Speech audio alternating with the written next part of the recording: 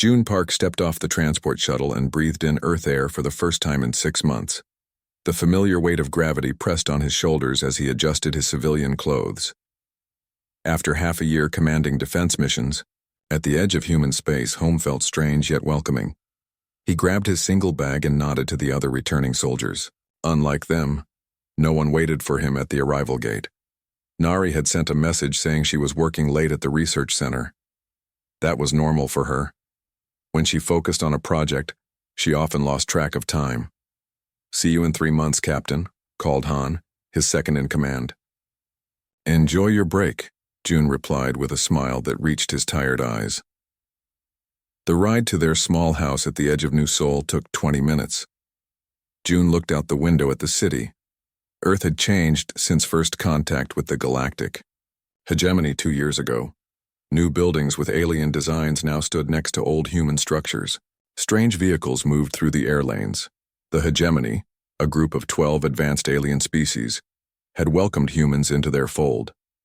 On the surface, the relationship seemed peaceful. Earth gained new technology, and the aliens gained a new market for their goods. But in his position with Earth Defense Force, June had heard whispers. Missing people, strange lights, unexplained events that the Hegemony representatives always had perfect explanations for. The transport stopped outside, his home. June thanked the driver and walked up the path to the front door. The garden looked slightly overgrown. The automatic watering system must have malfunctioned while they were both busy. He made a mental note to fix it tomorrow. "Nari?" he called as he entered the house.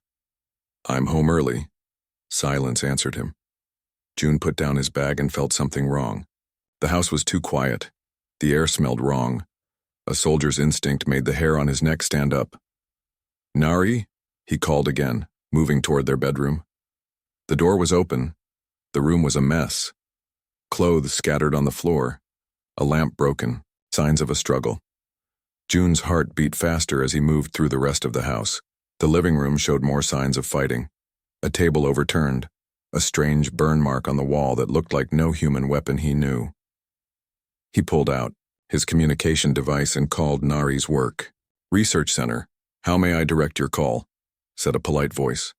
"This is Captain June Park. I need to speak with Dr. Nari Park immediately." A pause. "I'm sorry, Captain. Dr. Park has not been to work for the past 3 days. We thought she was meeting you at the spaceport." June's blood ran cold. He ended the call and immediately contacted Earth Defense Force headquarters. "This is Captain Park. I need to report a missing person and possible alien involvement." 4 hours later, June sat in his living room surrounded by investigators. They scanned the burn marks on the wall and collected samples from the floor.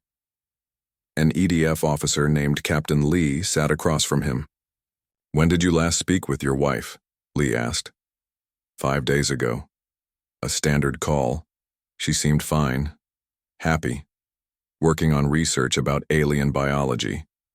Captain Lee made notes on her tablet. Dr. Park's credentials were used to access the research. Sent her 7 days ago, but security cameras show she never entered the building. June leaned forward. "Someone used her access card?" "It appears so. We're checking all footage now." A technician approached with a small device in his hand. "Captain, you should see this. We found trace elements of Astran technology. The Astrans, the leading species of the Hegemony, tall blue-skinned beings with 4 arms and eyes that could see in spectrums humans couldn't imagine. They claimed to be peaceful scholars, but June had always sensed something cold and calculating in their manner. "Why would the Astrans take my wife?" June asked. Captain Lee shook her head. "We don't know that they did. This could be..." June's communication device buzzed, an unknown sender. He opened the message. His heart stopped. The message contained a video clip. Nari, his Nari, strapped to a table in a white room. Her eyes were closed. Her skin looked pale. Around her stood 3 Astrans in scientific clothing, taking readings and samples. Text followed the video. Specimen 347, human female. Bonded pair to human male military officer. Continuing tests on human pair bonding phenomenon. Rage filled June's chest like fire. He handed the device to Captain Lee. I need to report this up the chain. The diplomatic team will contact the hegemony. Representatives immediately, Lee said, her face grim.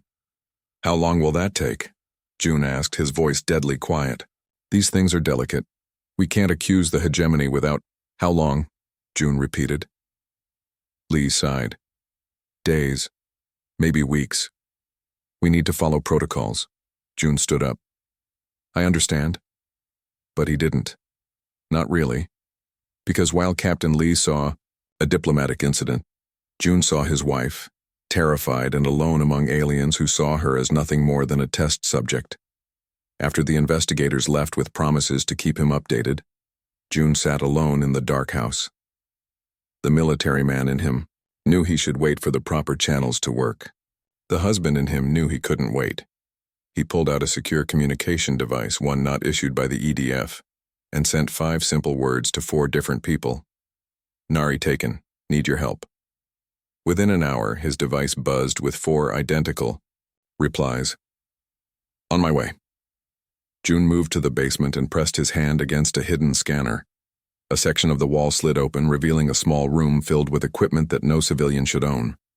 Weapons, tactical gear, communication devices that could bypass official channels. He began preparations, checking weapons and packing supplies. By the time dawn broke, June had a plan. A dangerous, probably suicidal plan, but a plan nonetheless. The doorbell rang at exactly 0600 hours. June opened it to find 4 people standing on his porch. Han, his second-in-command, a tactical expert who could shoot the wings off a fly. Yunji, their tech specialist, who could hack any system known to humans or aliens. Dai, a weapons expert, who had modified more alien tech than perhaps anyone else on Earth. And Sung, a former medic who had saved each of their lives at least once. You said Nari was taken, Han said simply. No questions about why June called them instead of following protocol. The Astrons have her. They're experimenting on her. His friends' faces darkened with anger. Nari wasn't just June's wife. She was their friend too. What's the plan, Captain? Yunji asked. June let them in and closed the door. We're going to steal a ship, break into hegemony space, find their research vessel, and bring Nari home. That's impossible, Day said with a slow smile. I'm in. We'll all be court-martialed if we survive, Han pointed out. Only if we get caught, Sung replied. They gathered around the table as June laid out what little information he had. Outside, the sun rose on a new day. Somewhere in the vast darkness of space, Nari waited. And the Astrons, in their arrogance, had no idea what was coming for them. They had taken a human woman. They had no idea they had just signed their own death warrant. The Astran research vessel Eternal Knowledge floated in the darkness near a large gas giant. The ship's smooth blue surface reflected the planet's stormy colors. Inside the ship, long corridors led to clean white rooms filled with strange equipment. In D-tier, the main research lab, Chief Scientist Verrill examined the data from his latest tests. His 4 blue arms moved quickly over the control panels. 2 of his eyes watched the screens while the other 2 focused on the human female lying on the examination table. Fascinating, Verrill said to his assistant. The human shows stronger emotional responses than any species we have studied. Nari lay still, her eyes half open. The drugs they gave her made it hard to move, but her mind remained clear. She had been here for 7 days now. 7 days of tests and questions. 7 days of pretending to be more affected by their drugs than she really was. As a xenobiologist, Nari understood Astron physiology better than they realized. Their blue skin contained tiny receptors that reacted to emotions. Their 4 eyes saw different types of energy.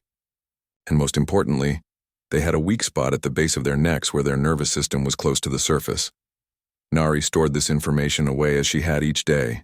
She needed to be patient, needed to wait for the right moment. June would be home by now. He would know she was missing. And knowing her husband, he would not wait for official channels. The pair bond in humans is most unusual, Verrill continued. talking to his assistant as if Nari couldn't hear.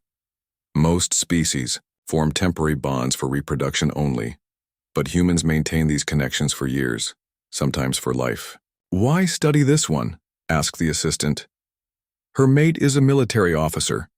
We want to know if human warriors form stronger bonds. It may explain their unusual aggression when protecting others." Varel leaned closer to Nari, his face filling her vision. "Today we will test how you respond to perceived threats to your mate." Fear shot through Nari's body, but she kept her face blank. Whatever they planned, she would endure it. And then she would make them pay. Millions of kilometers away, a small black ship moved silently through space. Unlike the smooth, elegant ships of the hegemony, this vessel looked rough and dangerous. Modified engines, extra armor, and hidden weapons made it more formidable than its size suggested. In the pilot's seat, June guided the ship toward the outer reaches of hegemony space. Beside him, Han studied star charts and security patrol routes. "We need to be careful here," Han said, pointing to a section on the map. "Heavy security around the science outpost in Sector 7. "That's where we're going," June replied. His face showed no emotion, but his knuckles were white as he gripped the controls. In the back of the ship, Yunji worked at a complex computer system. Wires and devices spread around her like a spider's web. Some were human technology. Others were clearly alien, modified to work with her equipment. "How's it coming?" Day asked as he checked and rechecked their weapons. "Almost there," Yunji said without looking up. "Hegemony encryption is good, but not good enough." Her fingers flew over the keyboard. Screens filled with alien symbols that changed and shifted as she worked. Sung moved between them, checking medical supplies and preparing stimulants. None of them had slept much since leaving Earth 2 days ago. They would need all their strength for what was coming. "I'm in," Yunji said suddenly. The others gathered around her, accessing Astron Research Network now. The screen filled with files and images. Most were meaningless to them, filled with alien scientific terms. But then Yunji found something. "Project Human Pair Bond," she read. "Research vessel Eternal Knowledge. Lead scientist, Varel." June leaned closer. "Where is the ship?" Yunji typed rapidly. "Orbiting the third moon of a gas giant in Sector 7. Minimal security. They don't expect anyone to find them." "Any information about Nari?" "Specimen 347, Yunji said, her voice tight with anger. "They have detailed logs of all their tests. And, June, this wasn't authorized by the Hegemony Council. This is a rogue operation." June's expression didn't change, but something dangerous flashed in his eyes. "How many others?" 3 other humans, 5 aliens from non-hegemony worlds. "We're taking them all home," June said. It wasn't a question. Han looked up from the star chart. "There's an Astron outpost 2 hours from here. We'll need clearance codes to get deeper into their space." June nodded. "Then that's our first stop." On the Hegemony capital world, Commander Krill received an urgent message. The tall Astron military leader read it twice, his 4 eyes blinking in disbelief. "Outpost 37 has gone silent," his aide reported. "All communications stopped 3 hours ago." "Security footage?" Krill asked. "Nothing. The entire system was wiped." Krill stood and moved to the window. Outside, the massive city stretched to the horizon, the center of power for 12 species across thousands of worlds. The hegemony had maintained peace for 10,000 years through technological superiority and strict control of information. "What was the last report from Outpost 37, he asked. "A request for identification from an unregistered ship. After that, nothing." Krill turned to his aide. "Find that ship, and contact Chief Scientist Varel on the Eternal Knowledge. Tell him to prepare to transfer all research subjects to a secure facility immediately." "Sir, the Council hasn't approved." "The Council doesn't need to know yet," Krill interrupted. "Not until we contain this situation." After his aide left, Krill accessed a secure file on his personal device. Images of humans fighting in Earth's many wars filled the screen. Unlike the peaceful species of the hegemony, Humans had spent their history in constant conflict. It made them dangerous, unpredictable. Krill had warned the Council against contact with Earth. Now they might all pay the price for that mistake. 12 hours after Outpost 37 went silent, Outpost 42 suffered the same fate. No distress call, no warning. One moment they were reporting normal operations. The next, silence. By the time Commander Krill received this news, the black ship was already deep in hegemony space. In the ship's cargo hold, Day opened a large case. Inside lay weapons and equipment taken from the Astran outposts. Han and Sung worked nearby, modifying the alien technology to suit their needs. In the cockpit, June stood behind Yunji as she broke through another layer of hegemony security. "I have the exact location of the eternal knowledge," she said. "And more. Look at this." She pointed to a message on the screen.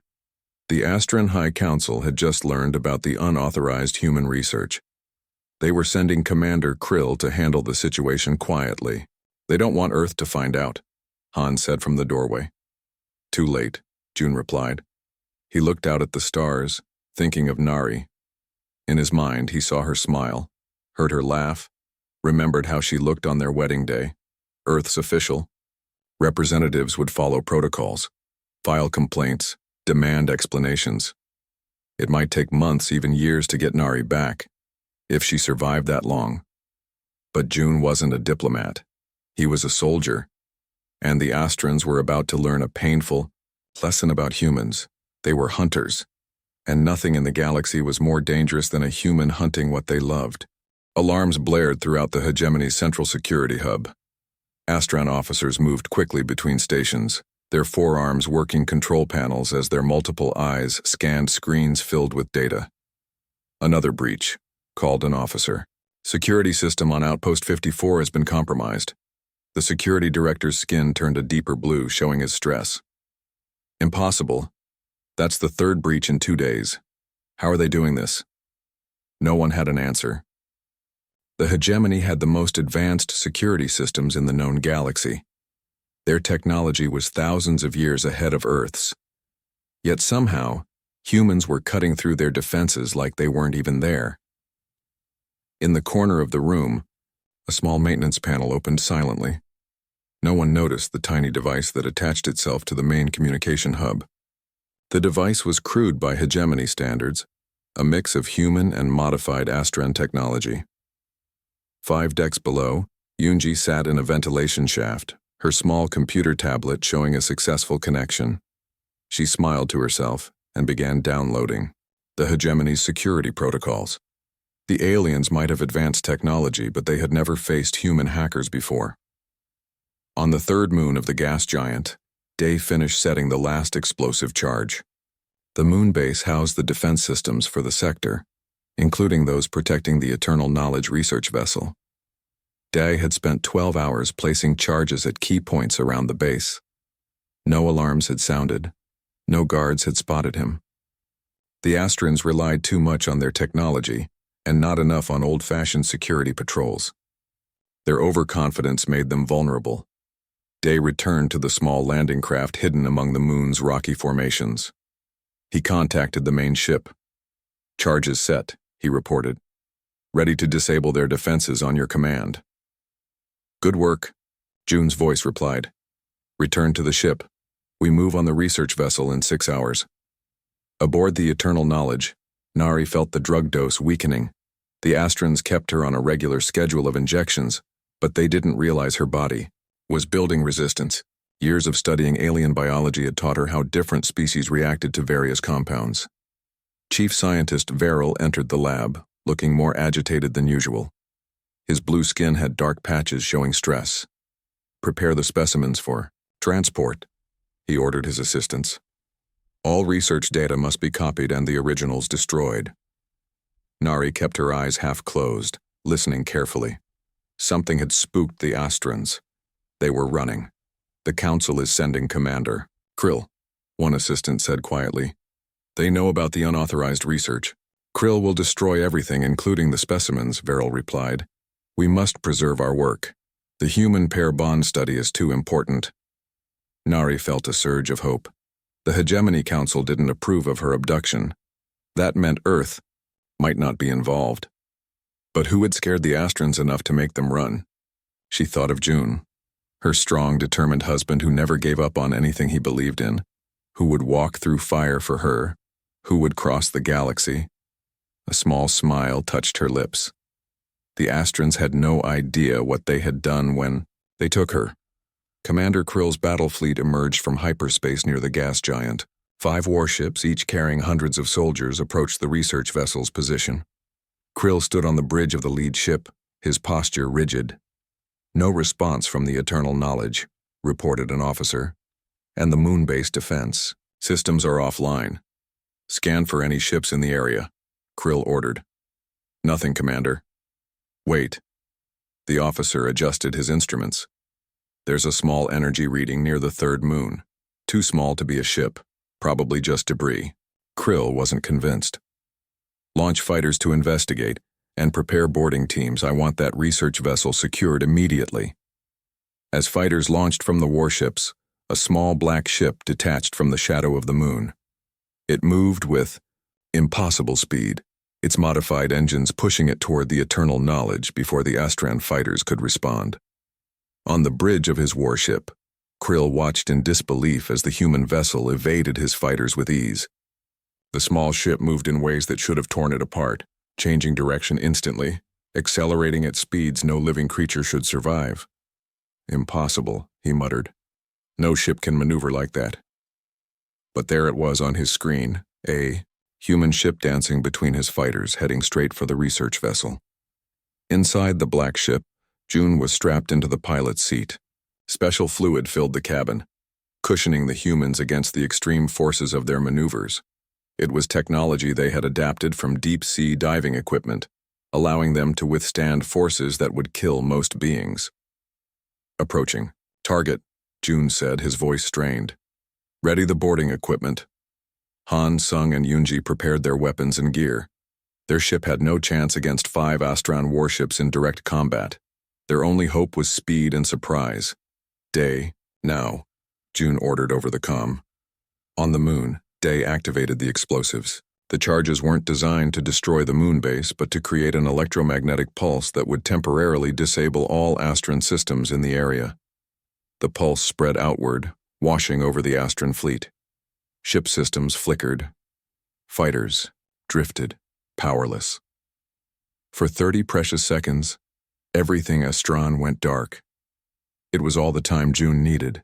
The black ship slammed against the hull of the Eternal Knowledge. Magnetic clamps engaged, locking the vessels together. A cutting torch fired, burning through the Astran ship's hull. Inside the research lab, Nari felt the ship shake. The lights flickered, then emergency systems activated. The Astrans moved frantically, gathering data and equipment. Varel shouted, "Orders," his usual calm completely gone. "Secure the specimens, prepare for—" A massive explosion tore through the lab door. Through the smoke stepped a figure in black tactical gear, holding a weapon that glowed with modified Astran technology. Nari smiled. She would know that walk anywhere. Varel reached for an alarm panel. June fired once. The Astran scientist fell, unconscious from the stun blast. 2 more humans entered the lab behind June. They moved with military precision, securing the room while June went straight to Nari. His hands were gentle as he removed the restraints holding her to the table. "You're late," Nari said weakly. June's serious face broke into a brief smile. "Traffic was bad." He helped her sit up, checking her for injuries. "Can you walk?" "Give me a minute." Nari looked around the lab. "There are others. 3 more humans, and 5 aliens from outside the hegemony. We can't leave them." June nodded. "Han, find the other prisoners. Sung, help Nari." Through the ship's communication system came Commander Krill's voice.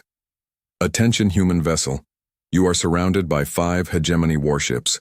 Surrender immediately or be destroyed." June looked at the lab's communication panel. He walked over and pressed the response button. "This is Captain June Park of Earth. You took my wife. His voice was calm but cold. That was a mistake. On his warship, Krill felt a chill despite the warm bridge. The human's voice held something he had rarely heard. From any species, absolute certainty. Power returned to the Astran systems. Krill's fighters resumed their positions. "You are outnumbered and outgunned, human," Krill replied. "I offer you one chance to surrender." The response came back immediately. "No, I offer you one chance to live. Leave now." Krill laughed, a strange sound from an Astran. "You are either brave or insane." As the Astran commander spoke, Yunji completed her work in the security hub. She pressed a final key, sending the data she had collected, proof of illegal Astran experiments on sentient beings, to every communication channel in the hegemony. The battle for the eternal knowledge was about to begin, but a much larger war for the truth had already been won. The Astran High Council chamber fell silent as the broadcast played on every screen. Images of human and alien test subjects, records of illegal experiments, evidence that could not be denied or hidden.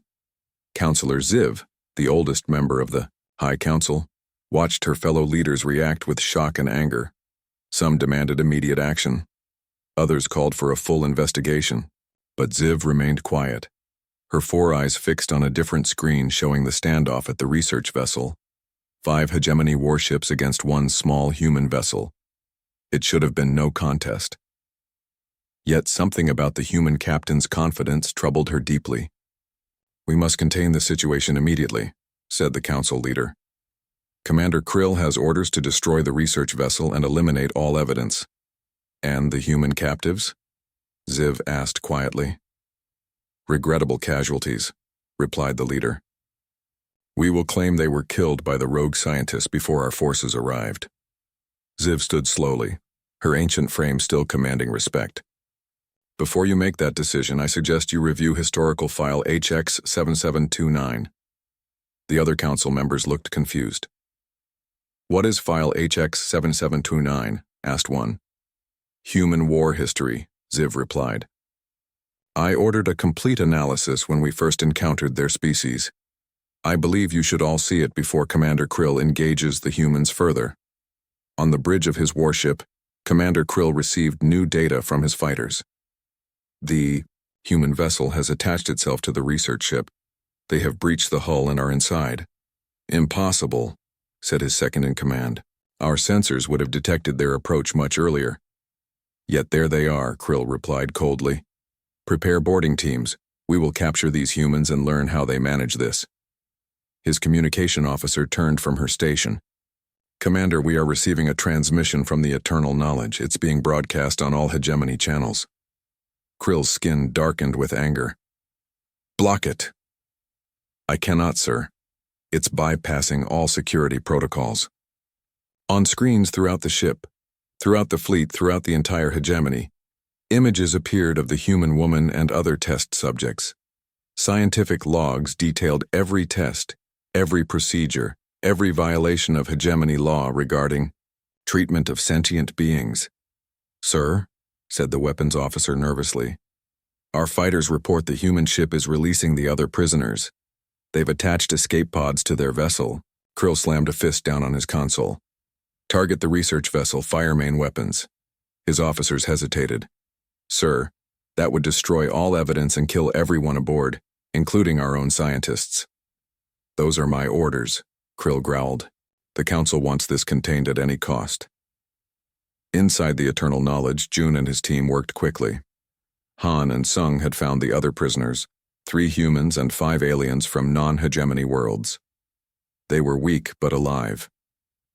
Yunji had hacked into the ship's systems, downloading all research data while blocking the Astran's attempts to delete it. Day had returned from the moon base and was now securing their escape route. Nari, still weak from days of tests, worked with Sung to treat the other prisoners. "The Astron fleet is positioning for attack," Yunji reported, looking at her portable screen. "They're going to destroy the ship with us inside." Jun nodded. "Then we need to move faster. Is the broadcast complete?" "Yes, the whole hegemony has seen what happened here. But that won't stop Krill from firing on us." "It might buy us time," Jun said. And that's all we need. He turned to Day. Are the escape pods ready? 4 pods attached to our ship. Each can hold 2 people. That's enough for the prisoners and most of our team. June looked at the former prisoners. Once you're in the pods, our ship's autopilot will take you to the edge of hegemony space. From there, you can reach Earth. What about you? Asked Nari, who knew her husband too well. Someone needs to stay behind to launch the pods and create a distraction. Nari's face showed fear for the first time since he'd found her. June, no. We can find another way. He touched her face gently. There is no other way. The Astrans will fire any minute. You need to go now. Before she could argue further, the ship shook violently. Warning alarms blared throughout the vessel. They've started firing, Yunji reported. Minimal damage so far. They're being cautious. June made a quick decision. Everyone to the escape pods now. Min will stay with me to handle the launch sequence. Min, the quietest member of June's team, nodded once. He had always been the one willing to make the hardest sacrifices. Nari grabbed June's arm. I'm not leaving you. You have to, he said, firmly. The data you recovered needs to reach Earth. If humans learn what happened here, the hegemony will never dare try this again. Another blast rocked the ship. Structural alarms began to sound. Han and Sung started moving the prisoners toward the escape pods. Yunji secured her equipment with the research data. Dai prepared the launch sequence. June looked at Nari one last time. I'll find a way out, I promise. She knew it might be a lie, but she also knew arguing would waste precious seconds they didn't have. She kissed him quickly. You better, or I'm coming back for you. On the Astran High Council, the members watched in horror as the human war history file played before them. Images of human conflicts throughout their short history filled the screens. Battles fought with primitive weapons. Wars that engulfed entire continents. Soldiers continuing to fight despite impossible odds. This cannot be accurate, said one counselor. No species could survive such sustained conflict. Ziv nodded gravely. That is precisely what makes humans unique in our experience. They evolved as persistence predators. What does that mean? Asked another counselor. Most species in the galaxy evolved to either fight briefly and fiercely, or to flee quickly from danger. Humans evolved to pursue prey for days, never stopping, never resting until their target collapsed from exhaustion. The council members looked unsettled by this information. They apply this same persistence to everything, Ziv continued. Their wars, their exploration, their relationships. When a human decides on a goal, they simply do not stop until they achieve it. She pointed to the screen showing Commander Krill's fleet surrounding the research vessel. And we took the mate of one of their warriors. The council leader's skin paled. Contact Commander Krill immediately. Tell him to cease fire and negotiate. But it was too late. On the screen, they watched as the first escape pod launched from the research vessel, followed quickly by 3 more. Aboard the Eternal Knowledge, June and Min worked frantically to complete the launch sequence. The ship was breaking apart around them, damaged by the Astran weapons. Last pod away, Min reported. The autopilot is active. It will take them to the rendezvous point. June nodded. Now we need to buy them time to escape. He moved to the research vessel's control console, using Yunji's hacking tools to access the engines. If we overload the main drive, the explosion will create enough distraction for the pods to get clear. And us? Min asked, though he already knew the answer. There's a small maintenance craft in Bay 3. It might survive the blast if we time it right. Min looked at his captain and friend. You should go. I can handle the overload sequence. Before June could respond, another blast tore through the ship. The ceiling collapsed, crushing equipment and blocking the path to the maintenance. Bayman looked at the damage, then back at June. Looks like we both stay. June shook his head. No. One of us needs to make sure Earth gets the full story. He handed Min a small data device. Yunji gave me a backup of everything. Take the emergency suit in the storage locker. It has a short-range transmitter. Once the battle is over, the Astrons will search for survivors. Captain, that's an order, June said firmly. Someone needs to tell them what happened here. Someone needs to make sure this never happens again. Min wanted to argue, but years of military service had taught him when to follow orders. He took the data device and moved to the storage locker where the emergency suit waited. As Min put on the suit, June turned back to the engine controls. The Astrons had made a terrible mistake when they took Nari. Now they would learn exactly how dangerous humans could be when protecting those they loved. 3 days after the explosion of the Eternal Knowledge, the Astron High Council faced the greatest crisis in 10,000 years of rule. Emergency meetings ran day and night. Military alerts sounded across hegemony space. Fear spread through every world under their control. Counselor Ziv watched her fellow leaders argue without resolution. Some wanted immediate military action to crush the humans. Others called for diplomatic solutions.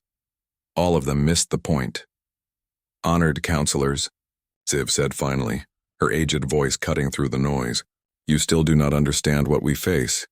The room fell silent. Ziv rarely spoke during debates, but when she did, all listened. A report from Earth, she continued. Their military forces are mobilizing. 20 ships have already entered hegemony, space in violation of our treaties. They do not respond to communication. They do not react to warnings. They simply advance. The council leader's skin turned pale blue with alarm. How many weapons do these ships carry? That is not what should concern you, Ziv replied. What should concern you is that humans do not calculate acceptable losses like we do. They do not weigh the value of victory against the cost. When humans fight for something they believe in, each one acts as if victory depends on them alone. She activated a screen showing the human vessels moving through hegemony space.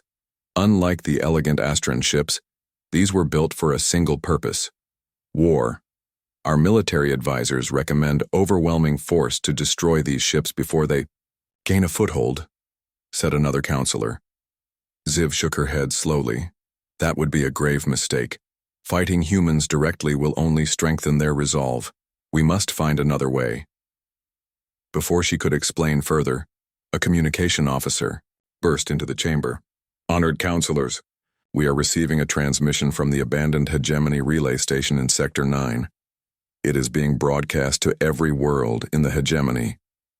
On the main screen appeared 2 humans, 1 male, 1 female. The council recognized the female, Dr. Nari Park, one of the test subjects from the research vessel. People of the hegemony, she began. My name is Dr. Nari Park of Earth. I am a xenobiologist who was abducted by rogue elements within your scientific community for illegal experimentation. She spoke calmly, but with authority that made even the ancient counselors listen. The research, vessel Eternal Knowledge, was destroyed by your military to cover up these crimes. But the truth cannot be erased so easily. The image changed to show detailed records of the experiments, the other victims, and the orders from Commander Krill to destroy all evidence. I do not blame the hegemony people for the actions of a few, Nari continued when her face returned to the screen. But I do hold your leadership accountable for what happens next. The male human stepped forward. The council did not recognize him, but Ziv noted the military bearing in his stance. My name is Captain Han of Earth's Defense Force. 3 days ago, my commanding officer, Captain June Park, was killed aboard the Eternal Knowledge while rescuing his wife and the other prisoners. The council leader leaned forward in shock. The human warrior was her mate? Han continued, his voice hard as steel. Earth now makes the following demands of the hegemony. First, return all human captives wherever they are being held. Second, turn over those responsible for the illegal experiments for trial under Earth law. Third, agree to new terms that recognize humans as equals, not test subjects. Nari stepped forward again. You have 24 hours to comply, to demonstrate that this is not an empty threat. We have placed information devices on 17 of your core worlds. Gasps echoed through the council chamber. These are not weapons of destruction, Nari explained. They contain something you might find worse. The complete technological specifications of your most advanced systems, ready to be released to every species under your control. The council leader's skin turned almost white. Impossible. They could not have breached that many worlds undetected. But Ziv knew better. This was exactly what her research on humans had warned about. Their relentless determination, their ability to achieve the impossible through sheer will. The hegemony maintains control through technological superiority, Nari said, as if answering the council leader directly. What happens when every world has your technology? When every species can build their own ships, their own weapons, their own future? This is blackmail, sputtered one counselor. This is survival, Han corrected. Yours and ours. 24 hours. The transmission ended, leaving the council in stunned silence. After a long moment, the council leader turned to Ziv. Can they really do this? Place devices on 17 worlds without detection? 6 of our outposts went silent before the research vessel was destroyed, Ziv reminded them. We found no trace of how they were infiltrated. No evidence of who was responsible. She looked at each counselor in turn. I believe they can do exactly what they claim. Then we have no choice but to agree to their demands, the council leader said, deflated. We have many choices, Ziv replied. But first, we must understand something fundamental about humans that our research missed until now. She activated another screen showing images from Earth. Humans helping each other after disasters, risking their lives for strangers, celebrating together in times of joy. Humans evolved as pack hunters, yes. But their greatest strength is not their persistence alone. It is their connection to each other. What we mistakenly called pair bonding is actually part of something larger, their capacity for love, loyalty, and sacrifice. The counselors watched in silence as more images played. Human families, communities, celebrations of life. This is what we failed to understand, Ziv continued. When we took one human, we did not make one enemy. We made enemies of them all, because humans do not see themselves as separate beings like we do. They see themselves as connected. She closed the images and faced the council. I suggest we not only meet their demands but go further. Offer a true alliance, not the false one we originally planned. Because if we make enemies of humans, we will never know peace again. 1 week later, Nari stood alone on a viewing platform, overlooking Earth. The new hegemony ambassador had just left after finalizing the details of the agreement. All human captives had been returned. Those responsible for the illegal research were in custody, and the hegemony had agreed to recognize Earth as a full and equal member world. She felt a presence beside her and turned to see Han. It worked, he said quietly. Just like June said it would. Nari nodded, tears in her eyes. He always believed the hegemony would choose peace if given the right motivation. The Astron anthropologist who came with the ambassador asked me something strange, Han said. She wanted to know why June risked everything, his life, his career, even potential war, for one person. What did you tell her? The truth. That he would do it for any of us, and we would do the same for him. Han placed a small data device in her hand. This came from Min. He was recovered by an Astron patrol after the explosion. Nari's hands trembled as she activated the device. A hologram appeared, a recording from the final moments aboard the Eternal Knowledge. June at the controls, calmly working as the ship fell apart around him. His voice came through clearly.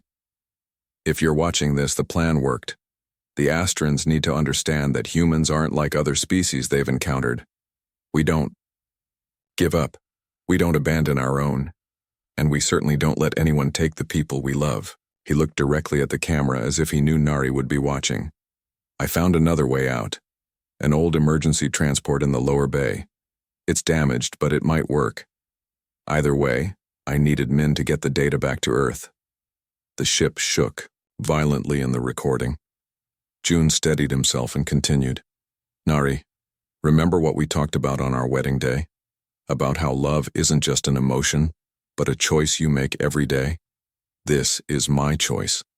No matter what happens next, know that The recording cut off as an explosion rocked the ship. Nari clutched the device to her chest, tears streaming down her face. But alongside the grief was something else. Hope.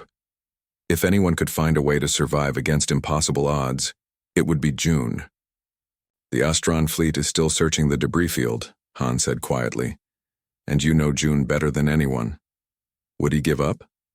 Nari shook her head, a small smile forming through her tears. Never. She turned back to the viewport, looking out at the stars. Somewhere out there, the hegemony was changing. Ancient attitudes were shifting. New relationships were forming, and perhaps among those distant lights a lone human was finding his way home. Because that's what humans do. They persist, they endure, they return to those they love. The Astrans had learned a valuable lesson. You don't capture a human, and you certainly don't take someone they love unless you're prepared to face the consequences.